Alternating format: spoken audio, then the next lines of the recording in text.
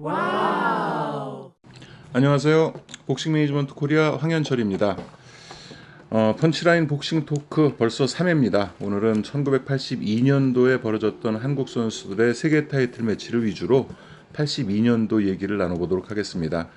역시 오늘도 제 옆에는 WBC 국제심판위원이자 저희 복싱 매니지먼트 코리아 국제이사이신 임준배 위원님 나와 계십니다. 네, 안녕하십니까, 여러분. 자, 지난 그 첫 시간에 이제 80년도에 대해서 15번의 타이틀 매치를 한번 회상하면서 얘기를 나눠봤고요. 전 시간에는 81년도에 그 있었던 10번의 타이틀 매치를 같이 얘기를 나눠봤는데 82년도에는 그 세계 타이틀 매치는 9번밖에 없었습니다. 그렇게 많지는 않았고 세계 챔피언은 김철우 선수 한 명뿐이었고 대부분 이제 도전했다가 연패가 시작됐던 시기였기 때문에 그 타이틀 매치 횟수는 많지 않았지만 국내에 또 그 여러 이슈들이 좀 있었던 해였던 것 같아요. 그러면 1월 16일에 이제 그 기대를 안고 최충일 선수가 롤란도 나바레테에게 이제 도전을 하게 되는데 그 경기부터 한번 짚어보도록 하죠. 예, 그리고 그 전에 지금 우리 황 대표님이 말씀하셨지만 사실 80년대 초반에는 세계 타이틀이 아니더라도 그 팬들을 모을 수 있는 그런 뭐 동양 타이틀, OPPF 타이틀급이라든지 국내 라이벌전이라든지 정말 좋은 선수들이 많던 시절이죠. 맞습니다. 예, 그래서 세계 타이틀까지는 못 갔어도 뭐 아시아권이라든지 국내에서는 굉장히 그 좋은 시합들이 많고 또 뭐 문화체육관에서 웬만한 국제전은 그 문화체육관을 거의 메우는 그런 아주 좋은 시절이었죠, 복싱으로서는. 제가 이 당시에 문화체육관에 정말 엄청 다닐 때였는데 거의 그 줄 서서 있었던 광경을 그럼요. 목격했던 것 네. 같고요. 이제 81년도 말쯤부터 그 라이벌전이 본격화된 것 같아요. 네. 그래서 81년 12월 6일 날 이제 문화체육관에서 오영세 선수와 문태진 선수 그리고 황정환 선수와 이원기 선수의 더블 매치가 벌어졌었고 27일이었을 거예요. 그때 이제 백인철 선수와 이상호 선수 간의 또 준영 이렇게 동양 타이틀 매치가 벌어졌었죠. 뭐 사실 그 전에 이제 70년대 뭐 80년대 거치면서 그 국내 프로복싱을 어떤 활성화를 시켜보자 그래서 그 라이트급 4강전 기억납니다. 김강민, 이단호 또 누구죠? 누구죠? 김강민, 오영호, 이단호 누구였죠? 김태호네요. 김태호 이렇게 이제 해서 그것이 어떻게 보면 그 우리나라에서 소위 같은 체급의 라이벌들끼리 어떤 그 라이벌전을 하는 뭐 물론 그 전에도 이제 같은 체급에서 라이벌전이라고 많이 했지만 굳이 이제 4강을 갖다가 이렇게 포진시켜 놓고 했던 건 아마 이제 그 당시였고 그 상당히 그 당시로는 인기를 끌었죠. 그 그렇죠. 카드가. 해서 지금 이제 그 이후에 우리 황 대표님이 말씀하신 것처럼 80년도 넘어서면서 그리고 특히 이 당시에 이제 그 전까지는 국제전을 굉장히 이제 선호했는데 우리나라 선수들하고 그 당시에는 일본 선수들은 기량 차이가 많이 나니까 물론 일본에도 세계 챔피언급도 있지만 일본 선수들 오면은 거의 케어패 당했고 필리핀 선수 애들은 오면은 시합 잘 안 하려고 그러고 뭐 주저앉고 하다 보니까 약간 그 어떤 국제 시합에 대한 흥미가 좀 반감될 때니까 프로모터들이나 매니저들이 어떤 그 복싱의 활성화를 위해서 같은 체급의 그 거의 비슷한 수준의 라이벌전을 많이 했고 그게 사실 그 선수들 쪽으로 보면 굉장히 모험이었죠. 그 패배를 당하면 굉장히 그 이 일선에서 물러나게 되는 그런 결과를 갖고는 왔지만 뭐 기꺼이 시합을 했던 선수들이 많았기 때문에 복싱 팬들로서는 상당히 그 볼거리가 많던 뭐 그런 시대였죠. 자연스러운 또 현상이었던 것 같아요. 그 한국 챔피언 자리는 하나인데 사실 그 체급별로 이제 아마추어에서도 국가대표급 선수들이 계속 프로에 데뷔를 하고 그렇죠. 또 유망주들은 치고 올라오면서 한국 타이틀 하나로만 소화할 수 없었기 때문에 국제전을 계속 가졌는데 임 의원님 말씀대로 국제전의 질이 좀 떨어지다 보니까 자연스럽게 이제 국내 선수들 간에 그 수준 높은 그 매치들이 많이 형성이 됐었고 그게 또 팬들을 모은 요인이 됐던 것 같아요. 네, 그렇습니다. 그러면 뭐 롤란도 나바레테와 최충일 경기 얘기 좀 해주시죠. 예, 이 주니어 라이트급은 우리나라의 최용수 선수가 후에 타이틀을 따기까지 그 마의 체급이었죠. 그래서 우리나라가 그 전통적으로 강세를 보이던 체급이 플라이급, 뭐 슈퍼 반탐, 주니어 패다, 그리고 이제 가운데 체급이지만 이제 주니어 라이트에서 상당히 그 명선수들이 많이 나왔고, 그 이전까지도 우리의 뭐 서강일 선생님이 그 최초의 우리나라 세계 타이틀 매치라든지 또 김태호 선수, 김현치 선수도 있었고, 그래서 상당히 우리나라의 그 톱 클래스들이 또 굉장히 가능성을 갖고 세계 타이틀에 도전했다. 결국은 뭐 한 번도 그 꿈을 이루지 못한 그런 어떤 마의 체급이라고 불렸는데, 상대적으로 이제 그 서강일 선수나 그 김현치 선수나 그 김태호 선수가 시합했던 챔피언보다는 챔피언 자체가 좀 비교적 약체로 여겨졌고, 뭐 최충일 선수 여러분도 아시겠지만 거의 뭐 기관총 속사포 같은 그 스트레이트로 대단했어요. 그 거의 뭐 모든 경기를 초반 KO로 이기고 이 시점에 왔고, 이 당시까지 전적이 13전 전승 12KO 12KO 승 뭐 했으니까 거의 그 만화 주인공 같은 어떤 그런 캐릭터였고, 그 나바레테 선수는 상당히 그 뭐 잡초에 속하는 선수였죠. 뭐 그 전에 아르게로한테 도전을 했지만 뭐 일방적으로 패했고, 의외로 그 이태리에서 있었던 그 코르네리우스 모자 에드워드와의 시합에서 아무도 그 승리를 예상 못했는데, 그 상성이 좋았는지 하여간 그 강적 보자 에드워드를 아주 KO시키고 챔피언에 올라서 이제 최충일 선수가 1차 방어전을 그 자신의 나라에서 금위와 한양에서 벌리게 되죠. 맞습니다. 이때 리잘 야구장에서 했던 것 같은데 그 필리핀 선수들이 업셋이 많아요. 외국 나가서 했을 때 그 참 그 기억에 남는 명선수들을 상대로 이렇게 이변을 일으킨 주인공들이 참 많은데 나바레토도 그 중에 한 명이죠. 네, 뭐 얼뜻 기억나도 세데뇨가 찰리 머거리 영국에서 이겼고, 파스쿠아가 곤잘레스 이겼고, 뭐 파키아오 이전에도 아마 업셋은 해외 나가서 타이틀 따는 건 필리핀 선수 그 비율이 굉장히 높지 않을까 싶은데요. 아마 가장 많을 거예요.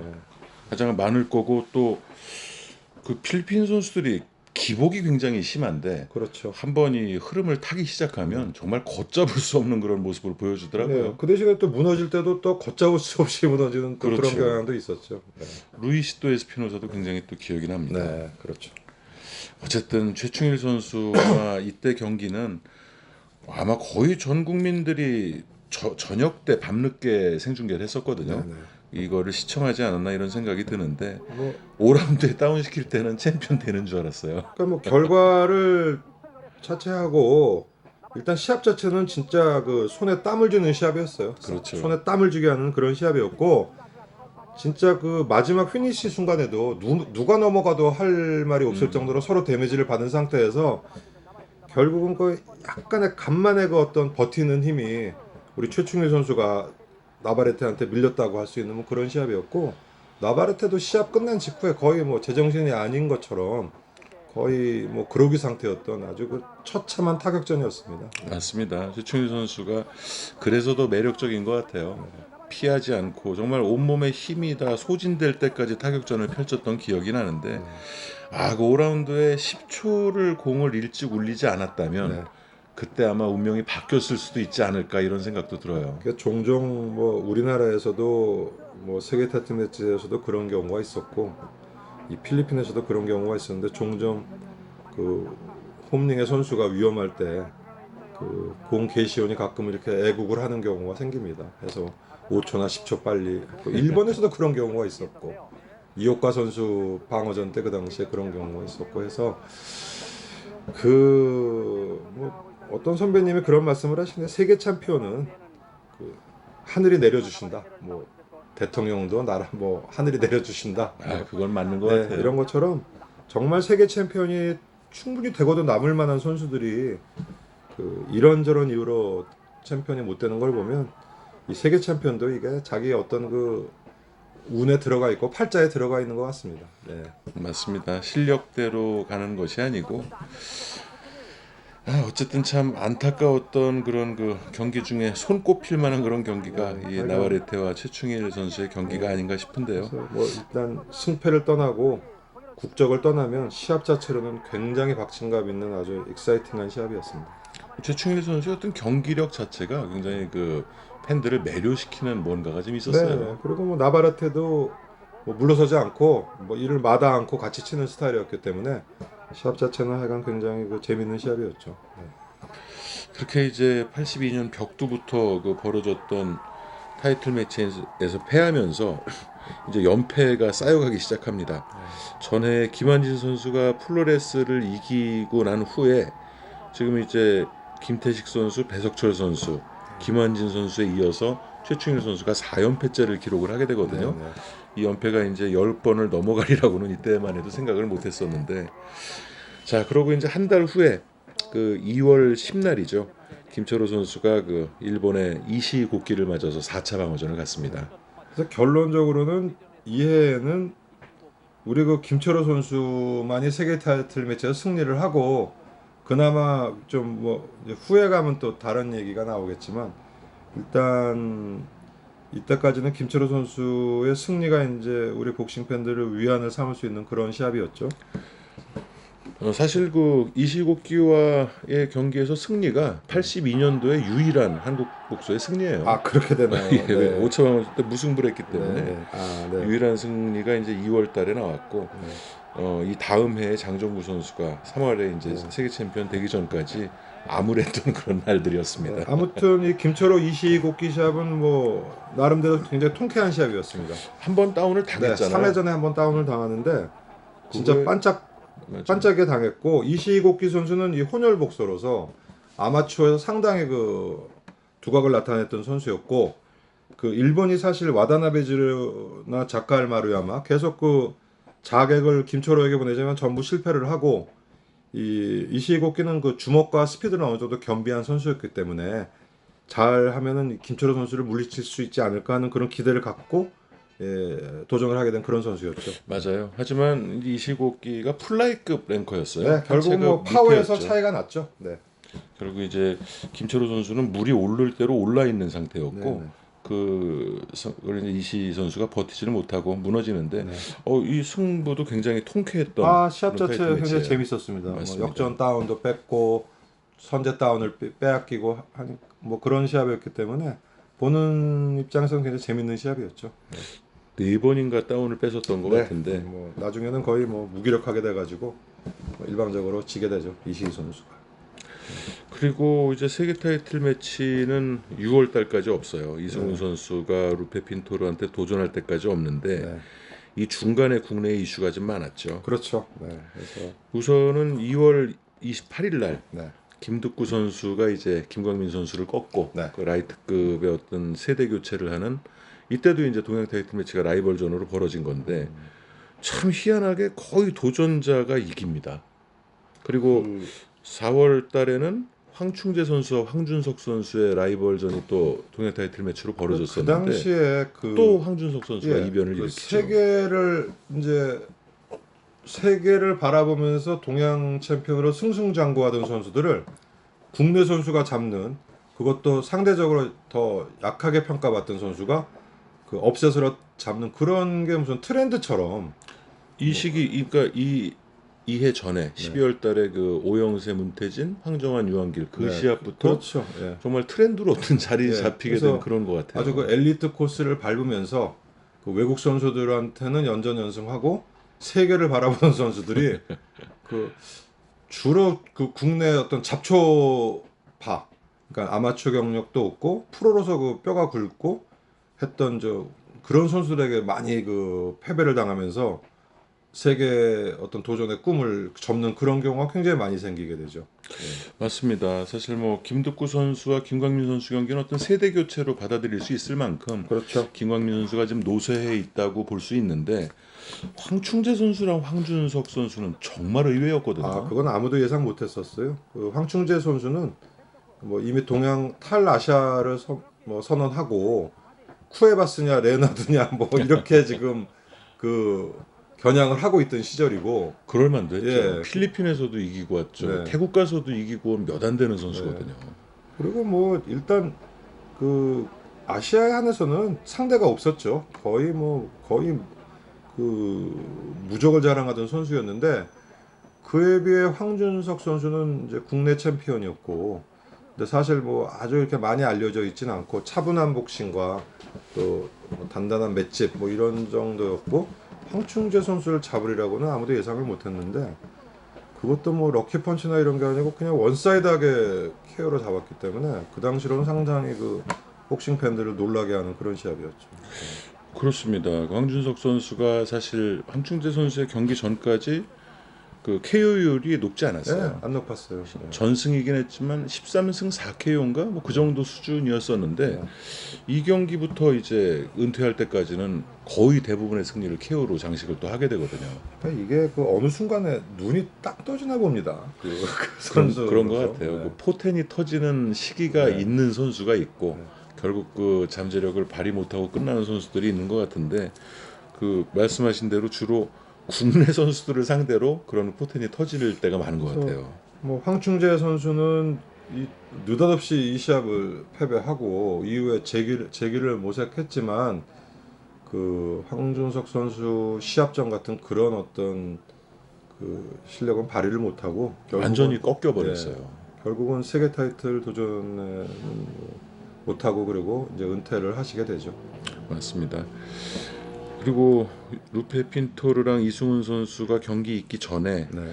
5월 달이었죠. 그때 신희섭 선수와 이제 앤디 발라바 선수의 경기가 장충체육관이었나요? 예, 예. 그래서, 그 정말 안타깝게 사망한 그런 경기가 있었었는데 그래서 그 우리나라가 그때까지만 해도 비교적 그 링 사고가 적은 나라였는데 그렇죠. 네, 그리고 이 바라바 선수가 상당히 그 유망한 선수였죠. 필리핀에서는 네, 그랬습니다. 네, 유망했던 선수였기 때문에 그 뭐 이런 결과가 나오리라고는 예상을 아무도 못했고 실제로 뭐 어떤 레프리의 조치가 늦었다든지 그런 것도 없었어요. 그냥 여느 시합과 다름없이 KO가 됐는데 결국은 그 시합 후에 의식을 잃고 10일 만에 이제 돌아올 수 없는 그런 불기의 계기 되고 말이죠. 사실 그 이 앤디 발라바 선수의 아들이 지금 한국에서 트레이너 생활을 하고 있어요. 아, 지금 예.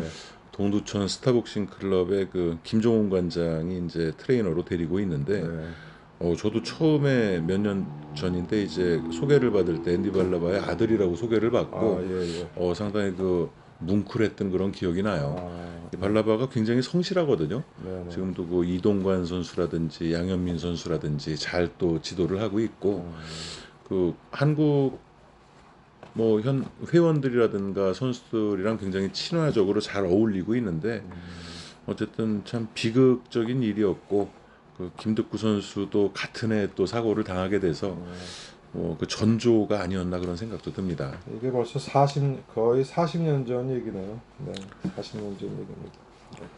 맞습니다. 그렇게 이제 되고 이승훈 선수가 80년 2월에 이제 오르노에게 도전했다가 그 판정패를 한 이후에 네.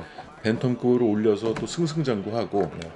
그 지명 도전자로서 이제 루페 핀토로에게 도전을 하게 되거든요. 네, 네. LA에서 하게 됐는데 어땠죠 이때? 이 당시에 사실 이승훈 선수는 굉장히 잘하는 복싱이었는데 이때까지도 후에 그 IBF 챔피언이 됐을 때보다는 뭔가 그 잘하긴 하는데 결정력이 조금 부족한 느낌, 뭐 그런 느낌이 있었고 그나마 이 당시 시합에서 조금 희망을 가졌던 것은 그 핀토르가 체중고에 감량고에 시달리고 있었어요. 그렇기 때문에 이 시합을 끝으로 슈퍼벤텀으로 간다, 이 타이틀에 미련이 없을 것이다 해서 사실은 이 시합 전에 핀토르가 타이틀을 반납한다는 얘기도 있었는데 결국은 핀토르가 방어전을 감행해서 결정전이 아닌 그 타이틀 도전으로 해서 났는데 뭐 핀토르가 뭐 체중고에 시달렸다 그래도 역시 뭐 핀토르였습니다. 그래서 맞습니다. 예, 이승훈 선수가 그 로스앤젤레스에서 했었죠 이 시합을 LA에서 했는데 거의 뭐 일방적인 패배를 당하게 되죠. 그래도 이제 뭐 5라운드에 그 정말 그 멋진 원투로 다운을 뺏어내는데 단 한순간 그것도 핀토를 놀라게 했지만 결국은 중반 지나면서 스태미나가 끊겼어요. 이 시합도 보면은 해서 나중에는 이제 일방적으로 이제 레프리 스톱이 걸리죠. 그렇죠.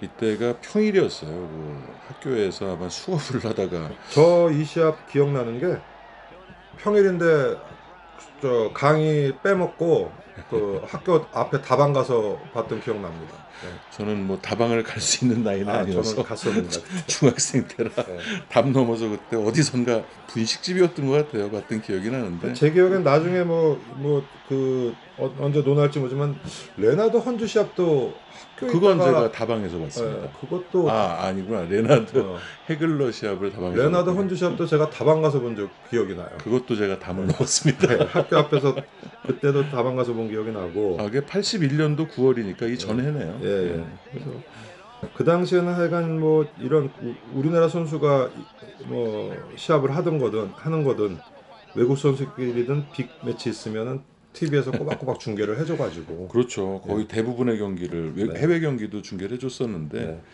네. 이승훈 선수가 5라운드에 다운을 뺐을 때 사실 핀토르가 데미지가 좀 있어 보였거든요. 예, 예. 근데 시간이 그때도 얼마 남지 않았었어요. 그리고 뭐 핀토르 선수는 아시겠지만 그렇게 화려하진 않지만 굉장히 터프해요. 맞습니다. 네, 굉장히 터프하고 후에 이제 고메즈에게 슈퍼 반탐 도전했을 때도 무수히 난탈당하지만 뭐 경기 종반까지 버티는 걸 보면 핀토르를 쓰러뜨린다는 건 사실 뭐 쉬운 일은 아니었을 겁니다. 네, 그래서 그 일본의 허리케인 대루도 그 핀토르를 마지막 라운드에 예. 기억했죠. 불러다가 그 중간에 핀토르가 뭐 위험한 장면이 있었는데 결국은 그걸 극복하고 라스트 라운드에 그 대루를 잡는 허리케인 대루를 잡는 걸 보면 이 핀토르가 굉장한 테크니션이나 뭐 이런 건 아니지만 내구성이 굉장히 강한 선수였어요. 맞습니다.